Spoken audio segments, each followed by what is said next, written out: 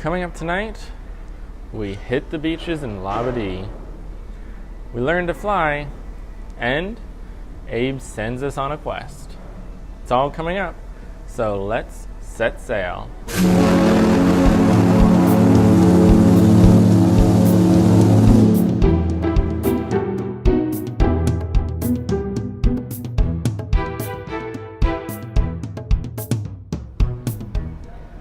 Welcome to day 6 of the cruise view from onboard the Symphony of the Seas. Today was Thursday, December 6th, 2018, and our location was Labadee, Haiti, Royal Caribbean's private destination, and of course, the ultimate beach day on a cruise. So for today, according to the compass, we're scheduled for a 9:30 a.m. arrival, with the gangway opening at 10 a.m. We ended up actually docking at 9:15, and by 9:30 we were getting off the ship. So as we've seen pretty much the past 2 weeks, every day we've been a little bit ahead of schedule. And this afternoon, our all aboard time was at 5:30 with a LOA schedule at 6. We ended up leaving at pretty much exactly 5:30 and already out of the port by 5:45. That departure was later in the day, and of course it gets dark earlier now in the winter. So that was a rare nighttime departure from Labadee, Haiti, the first that I've experienced. And it's amazing just how dark that port gets at night. Once that sun goes down, there are almost no lights on that destination. The entire place pretty much pitch black. You got a couple random lights around on the island, and that's about it. You certainly cannot have guests walking around the island at night. And it'll be interesting to see if that changes in the future, if Royal Caribbean has planned anything for Perfect Day Coco Cay to account for nighttime, because of course MSC's Ocean Cay is going to have full lighting throughout the entire island, because one of their big selling features is that they are going to use their island at day and night. Every night the cruise ship will remain in port and use it as a party destination, with party on the beach, some shows, all kinds of festivities at night before the ship departs at about 1 a.m. each day. So with Labadee, that is certainly not an option, and especially not from what I saw tonight. But maybe Royal Caribbean will work on that in the future, and we'll see some of those evening departures become evening parties in Labadee, because I'm sure a beach party would be a pretty popular item for a lot of cruises. So as for the weather today, we had a sunrise this morning at 6:08 a.m. And this evening, as I mentioned, we did have sunset before departure. It was set for 5:12 p.m. today, so just a little bit earlier than we left.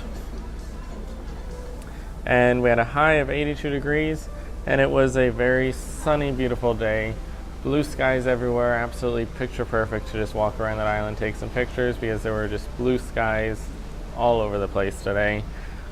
And there was a calm breeze, about 10 knots according to the compass, but it really didn't feel like much of any breeze today.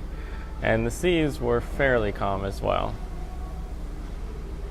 So moving on to our compass then, it was a port day, which meant a little bit less going on the ship. For me, I got off at 10:30 a.m., gave a little bit of time for everybody to clear the ship that was going to and cut down on the crowd before leaving. When we got off, we took the Columbus Cove ferry just like we did on Anthem, but where it was empty on Anthem, this time it was completely filled, and there was actually a line to wait for the next ferry. So even though we left an hour after the ship first docked, there were still tons of people trying to get off the ship at that time. And once off the ship, I took a little walk around the island. Compared to the Anthem, it was definitely much more crowded. But compared to when the Explorer and the Grandeur were together, it was no comparison. That was a very crowded day. This one was more crowded than Anthem, but certainly not at the level of insanity that it was when there were two ships in port. And that's a little surprising, because the capacity of the two ships was about on par with that of a single Oasis-class ship. So I walked around the island. They had lunch scheduled on the island according to the compass. It was all of them at 12 to 2. Walking around the island, there was some were 11:30 to 1:30 and others 12 to 2. They had a very nice spread this time. Of course, they always do that picnic lunch, but this time it seemed like they had a lot more desserts going on than past ones.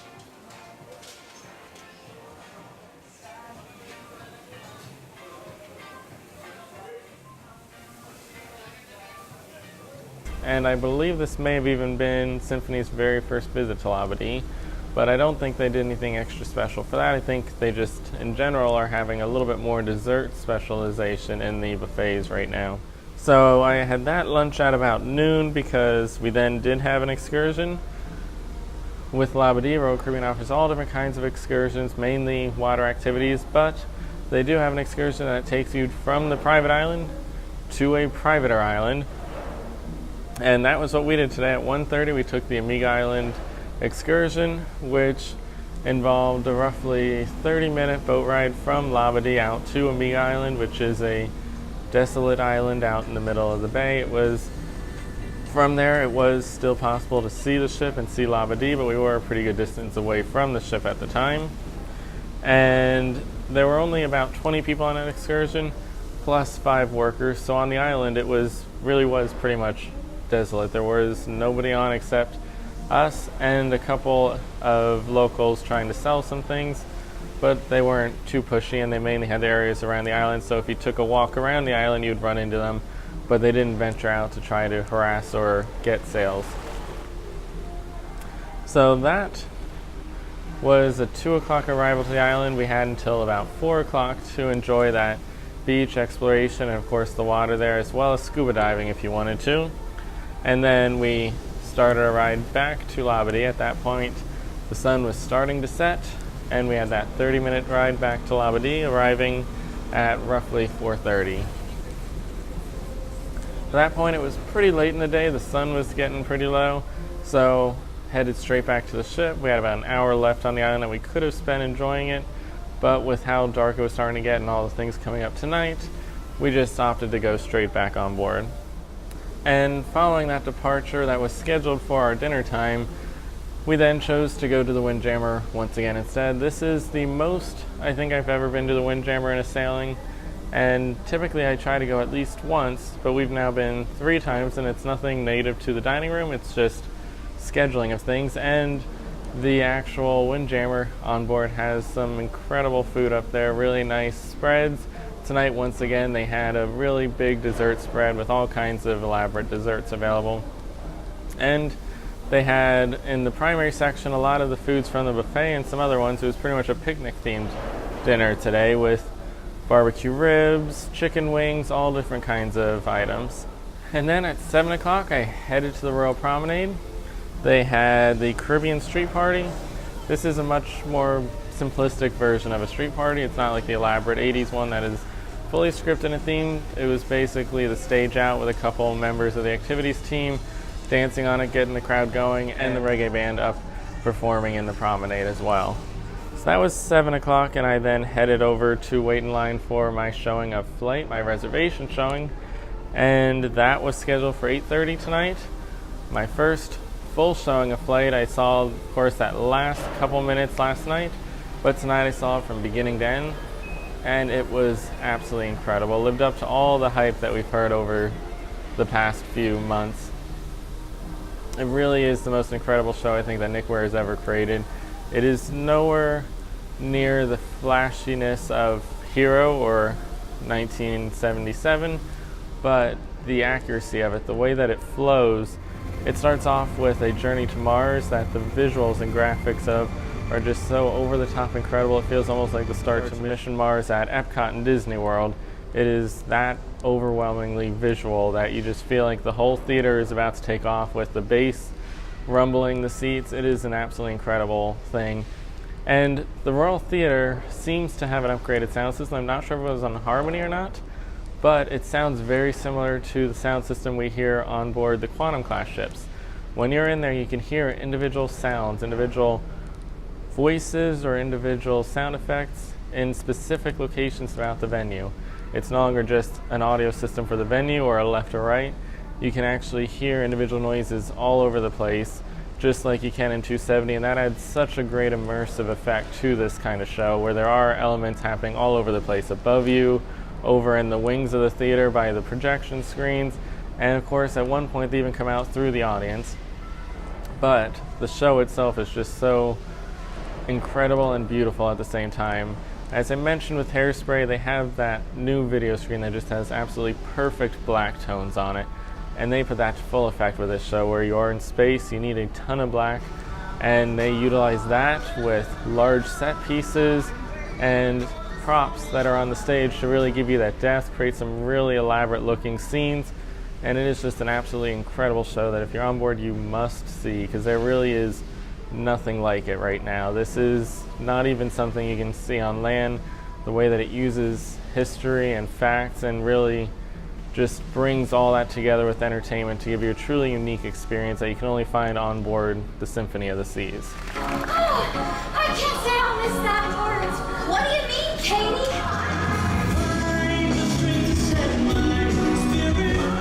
And so that was 8:30, lasted about 50 minutes, and then at 10:45, directly across the hall was The Quest in Studio B. The Quest, of course, is Royal Caribbean's adult scavenger hunt. It takes place on every single sailing on board Voyager, Freedom, and Oasis class. It happens in Studio B. They put a floor over the ice and utilize that with the entire audience divided into teams based on the section that they're sitting in, and everybody's involved in it. Typically, it's a very good show. It's a very entertaining, hilarious event, and of course, we had Abe's version of it on board the Harmony of the Seas 2 years ago, and that was absolutely hilarious, one of the better ones. But tonight, there was a fundamental flaw to this show. It was at 10:45, and the second showing of Flight was scheduled for 10:45 as well. So the theater was empty. There was a lot of empty seats in Studio B to the point that they merged teams to try and get enough people that are able to participate, and it still felt very empty. It felt like it was really lacking the energy and the amount of participation needed to truly make it a good show. And that, unfortunately, is likely that scheduling. We've seen a lot of odd scheduling on the ship. In the past with the Quantum class and in the past on Harmony and other Oasis class ships, oftentimes the shows are staggered around a little bit. On here, though, it seems like most shows are scheduled for the exact same time slots. There's 10:45 where there's almost always 3 shows taking place. There's 8:30, 9 o'clock, and 9:45, and almost every night, whichever one is going to be the time of the night, has multiple shows. And that makes it a little bit hard to try and squeeze multiple things into a night. You can't miss a show one night and then try to cram it in between 2 events the next night, because it likely falls on an existing event. And I think that really kind of held people back from the Quest, and it was extra early at 10:45. Normally, the Quest is 11, 11:15, or even 11:30 once all the shows are over, so everybody is free to participate. It is late at night, so the kids are off to bed and not around, and everybody's in that high energy late night mood, ready to have a little bit of fun before bed. And with that 10:45 time slot, I don't think that energy was really in the room. It really did not feel like the kind of energy you usually have on a Quest. It was still a good Quest. There were 21 different quests performed in this show, and it lasted just about an hour. But as I said, the energy just wasn't there, likely because of that time slot issue. Another thing, some of you have played a Quest game show on a past cruise. Make some noise if you've played this game on a past cruise. Yes? Some of you think that you've outsmarted me by bringing a bag full of crap with you to this particular cruise. So, for example, yes, excuse me, I'm just going to sit right over here. That's lovely. Hell, why would I ask for your stanky underwear? All right, so I know that these are wonderful travel bags to carry with, but if I see anything being pulled out of a pre-made bag, Jesus, there's another one. My God. What are you doing? Toothbrush. Oh yeah, it's very important to have a toothbrush in Studio B. My God, what are you doing? You brought a bong? I'm not going to ask for a bong.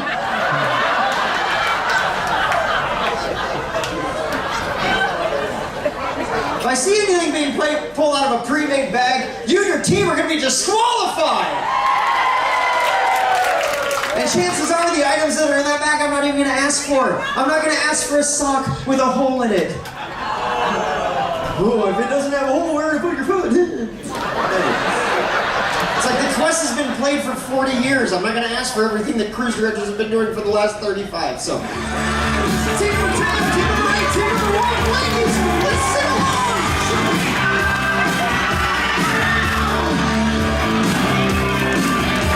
Team number 5!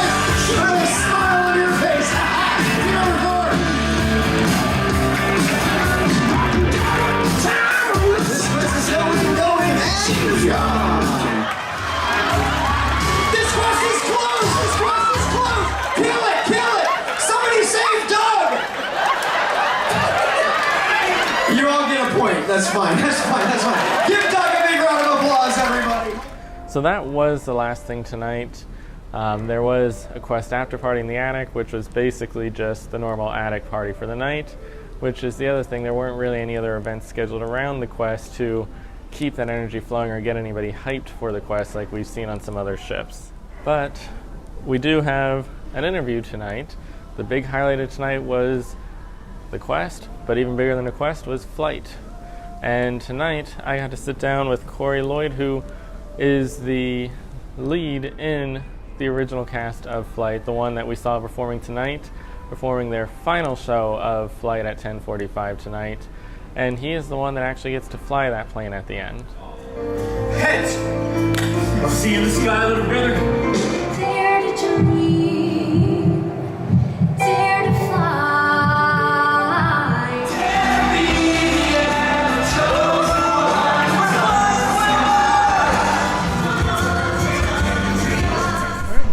Today I am joined by Cory, who is a featured single in the Royal Production cast and also stars in Flight. Thanks for joining me. Yeah, thanks for having me.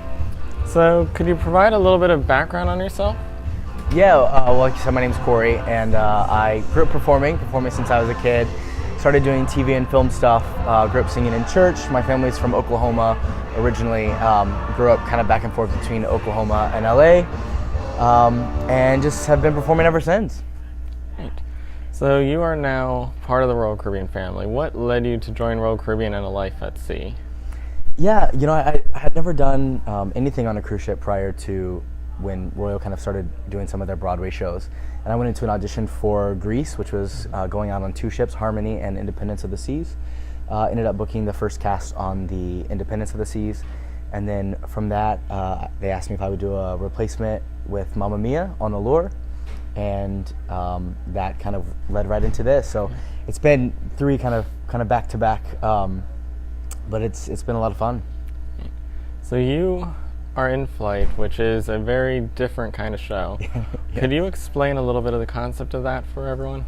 Yeah, so Flight is kind of a passion project of Nick Weir, who's the vice president of entertainment, and he loves aviation. He loves the idea of space.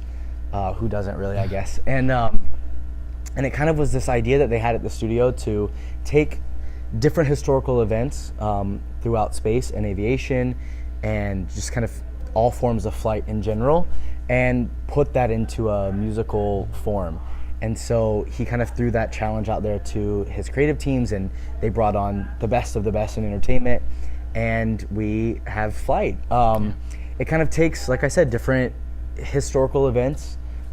It has, you know, the space age and jet age, biplanes. It's got, of course, the first flight with the Wright Brothers, and kind of takes all of that and puts it into a story that, you know, starts off kind of blasting into the future and going to Mars, and then working our way back to that very first flight with Orville and Wilbur Wright. So it's obviously all about space, very nerdy kind of show concept. Did you have any interest in aviation before this, or do you now? I mean, not to this degree. I think everybody has some excitement about, you know, space and what's kind of the unknown outside of our own planet, I guess. Yeah. And, you know, there's all this talk with Tesla and, you know, traveling to Mars in the next couple of years, and it being, you know, potentially a future vacation destination, and all these things that you hear talked about. And, you know, you're in school and you study about, you know, the different missions to, you know, the moon and just things that you don't know, but you always see pictures of or stories of. And I think every kid as well at some point wants to be a pilot. I remember, you know, wanting to be a pilot when I was a kid, and getting to go up with my friend's dad who had a plane and flying it, even though I'm sure I probably didn't really. I just pushed some buttons, and, you know, he made me in 3rd grade think that I was flying the plane. But I never thought I'd be doing a musical about, you know, space. Yeah. So that's kind of a weird clash of 2 worlds. So the big showstopper in this show is definitely the flight scene at the end. What was it like the first time you heard the concept of this plane flying around the venue? Yeah, it's funny because even as you talk about it, like, I just start smiling. It's so much fun. You know, it was funny because when we went into the rehearsal room for the first day, they kind of talked us through the concept of the show, and And we all knew that it was called Flight, but we didn't really know anything about it. We thought it was going to be about, Amelia Earhart or, just astronauts. We had no idea.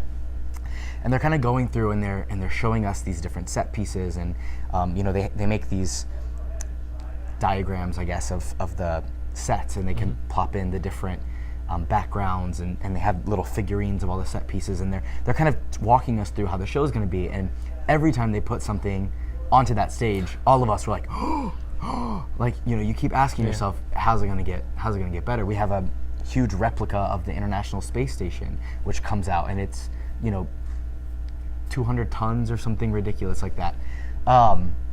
Then it's just massive, and it moves and rotates, and CO2 shoots out of it, and you have astronauts flying in and hanging off the side of it, and everything looks like zero gravity, and two people that are kind of hanging inside that everything's moving around. So you have all these big things that you're like, oh, that's the showstopper, that's the showstopper, that's the showstopper. And then they get to the end, and our director, Lauren Van Brink, he kind of pointed at me and was like, you're going to be flying this plane at the end. And I was like, what?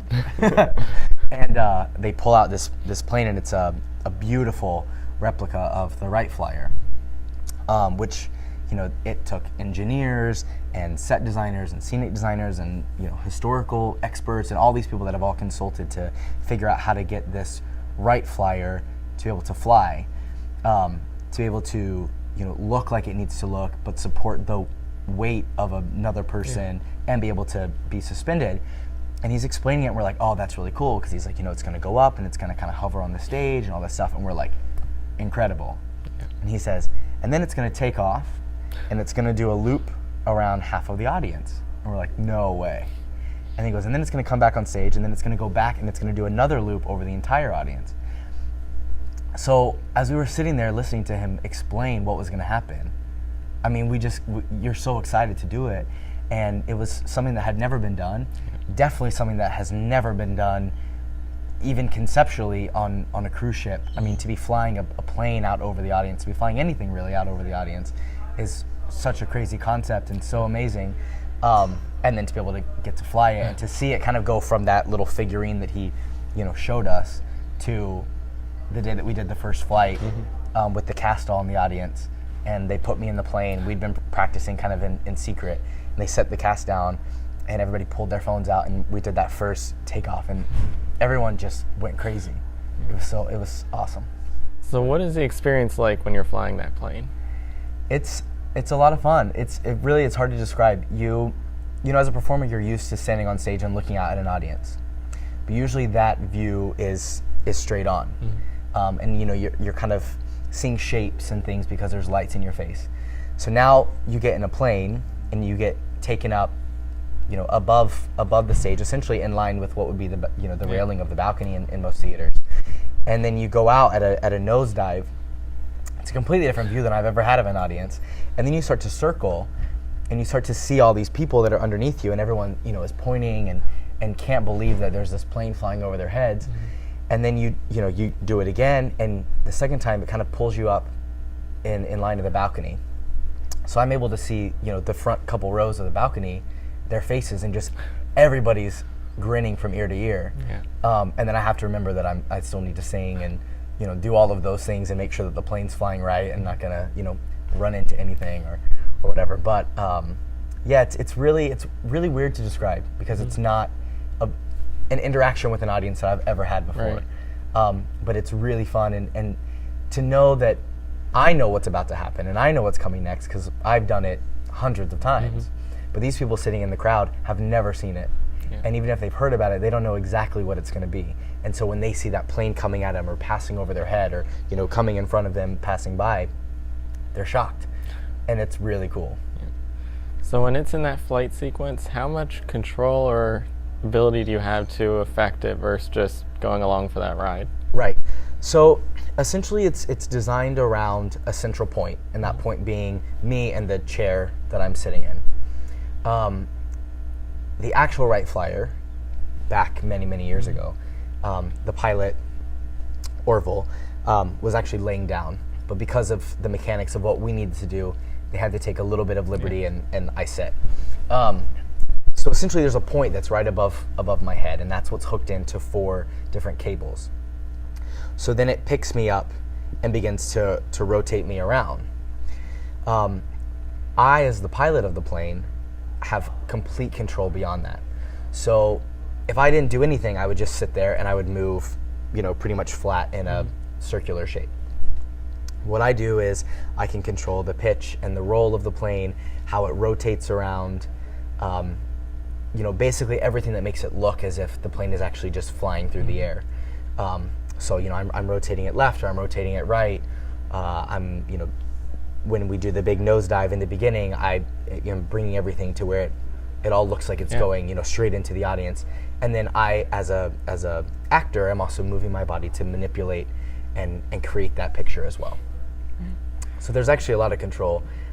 It's a lot of buttons and a lot of things, and propellers to turn on and lights that are in there. And then again, remembering, okay, you're singing, you're doing this, you need to be here, you need to look there, all the elements that come with it normally, and then now you're adding this control of a plane. So Nick Weir, in all his craziness, is always about getting everything 100% accurate, no matter what it is he wants accuracy. In this one, he actually brought an astronaut in. What was it like to work with an actual astronaut to produce a show? Again, it's an experience that we don't get ever. We started working just as a cast in the rehearsal studio, and we heard about Clay, which is the astronaut that worked with them on the product. And they showed us videos of them going to NASA and getting tours of the space station and the training facilities and all of these things that they got to have this insider look in. And just like I said, there's a replica of the International Space Station, and in it, if any of you guys watch the show, there's all these little kind of hidden things that we know the backstory of, and it makes it for us as actors a really neat environment to be able to play in. There's a baggie on the wall that has like some scissors and some tape, and there's a teddy bear, and there's a picture, and it's all things that were designed to 100% duplicate the images of the ISS that they had seen, or the replicas of things that they had seen when they were visiting different exhibits and different facilities, and stories that Clay would tell them, and pictures that Clay had. And he came to, we do an office run, which is right after we've learned the show, but before we leave the rehearsal studio, we do a kind of a run for all the producers and all the creative teams, and some family and friends can come and watch. And Clay watched, and at the end of it, he stood up and was like, I'm blown away. He was like, you guys have no idea what this means to me, because this is my life that you're performing. And that was when we did it in the studio with just bare bones, no costumes, no set pieces, just black curtains. And he came back opening night and kind of got to see it all come full circle. And I think it was for him just as amazing of an experience as it was for us, which is really neat. So you joined the Symphony of the Seas back at the shipyard when she was just getting finished off. What was it like to come on a ship that had never sailed before? Yeah, it was interesting. You rarely see a cruise ship that is a construction site. And when we got off the plane and got in these buses, and they brought our cast to the ship, and by the time we got to the ship, it was almost midnight. And we got off and we start to come on, and they're handing us hard hats and all these things, and we're like, what have we gotten ourselves into? And there's plastic on the seats, and the theater has a stage, but there's no lights yet, and all these things, and you start to see all the pieces come together. So that was really neat. For us though, that process started even before that, because when we showed up to rehearsals, the concepts for the shows, for Hairspray and for Flight both, the concepts were there, but the choreography was being figured out as we were going through the process. And they would play and they would say, let's try this, let's do this. Well, okay, well, what can you do? Okay, you can do an aerial jump. Great, let's add that into this number. Or most of our cast had never done any type of flying aerial work before, and so we had a couple days of just workshopping things and saying, okay, let's go through all the safety, let's learn all the basics with everyone, and then let's start putting people into different things and saying, okay, can you learn this? Can you learn how to bungee jump from the ceiling? Can you learn how to, wear a harness and spin around and flip upside down? And then can you learn to do that while singing? So we kind of got to build the blocks of the show. And then once we had our shows completed, we came on the ship and we got to build the blocks of the ship and, run around this giant city essentially with no guests, no passengers, no uniforms. Everyone was just kind of here in hard hats, just walking around the ship looking at things come together. And you would go down a hallway and all of a sudden artwork would be up. And then, you go down somewhere else and the next day, there's an entirely new restaurant because it's been boarded up and all of a sudden the boards have been taken away and, Hooked is there or Playmakers or whatever. So it was cool to see just from literally day one, piece by piece, everything coming together. And then, we opened the shows and we got to check off all of these big milestones that only a first cast gets to do. Only, the takeout team of a ship gets to do. And now we have a new cast on board who are rehearsing as we speak, that are getting ready to kind of take over the shows from us as we hand them off and start to, finish our contracts. And it all kind of comes full circle, and you see another group that is still getting to experience some cool things, but will have very different stories than what my cast and I had. So in addition to Flight, you also had a role in Hairspray. What was your role in that show? I play Link Larkin. He's kind of the love interest of Tracy Turnblad. If you saw the show on Broadway, it was the role that was played by Matthew Morrison, or Zac Efron in the movie. And he's kind of an Elvis type character. He is, a young kid like everybody else on the Corny Collins show, wants to be a singer, wants to kind of be the next Elvis, and gets wrapped up with Tracy and kind of goes with her on this journey of realizing that, maybe we need to think a bit differently or open our minds to a different world. And he kind of makes some changes in the way that he sees things and the way that he thinks. And, it's all kind of driven by the beautiful mind of this young girl. So your time on Hairspray is done. Your time with Flight is almost up. So what is next for you? What's next? I'm going to go home for Christmas, which is amazing. I haven't been able to be home with my family for Christmas for a while.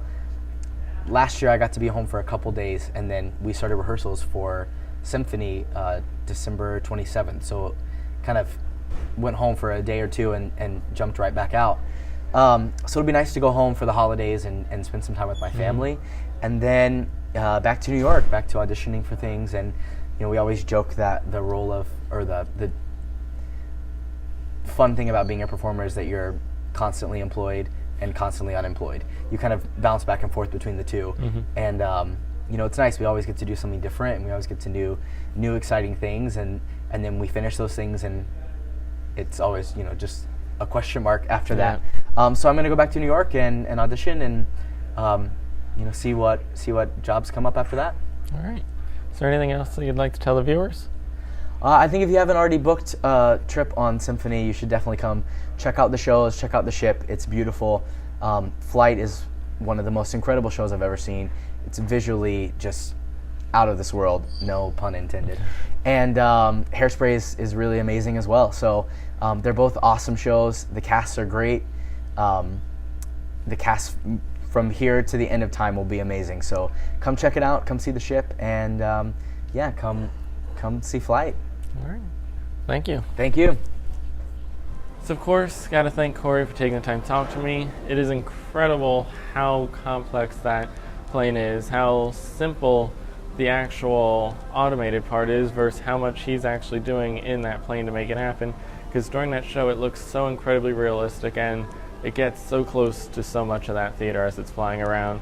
So I'm sure there's a lot of stuff that he's got going through his head when he's flying around there, but it looks absolutely incredible when you're sitting down in that theater and see that plane fly around you. So that about does it for tonight. We have one more day. Tomorrow is a sea day, our final sea day and final day on board the Symphony of the Seas. But first, I am Derek Cohn. Thanks for watching, and stay tuned for the links.